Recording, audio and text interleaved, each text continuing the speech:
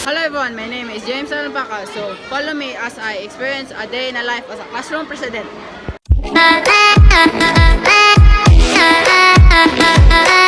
Ayun, classroom president, of course, explain na kasla kung mas nakasabot.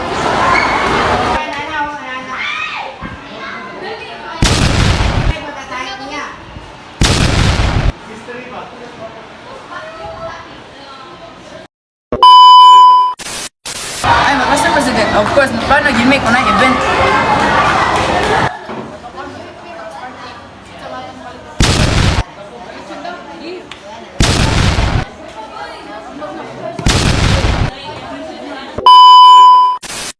I'm a classroom president. Of course, I make sure that the room is very quiet. I'm a classroom president. Of course, tabangan ako sila ma-Olympic sa room.